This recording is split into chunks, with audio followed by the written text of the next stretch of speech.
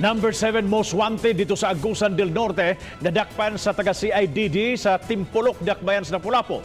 Ang nasikop pa gilang si Janjan Bury alias Fortunato, 39 anyos nga kinsa adunay kasong kidnapping ug murder.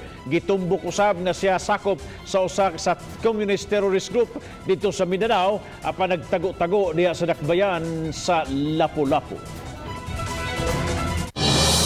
Rollout sa single-dose vaccine sa Johnson & Johnson nasugda na sa lain-laing dapit sa Central ug Eastern Visayas. Ano ang report?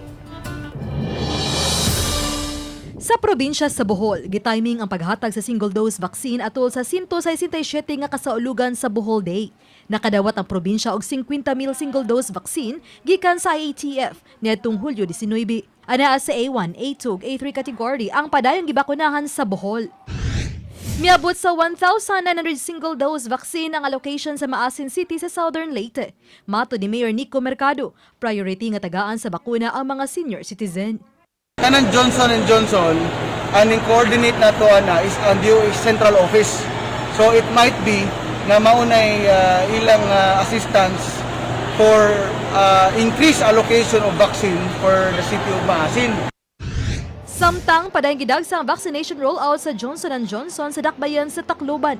Nadawat sa Dakbayan ng 10,000 single-dose vaccine, diin priority nga mabakunahan ng mga lola ug lolo.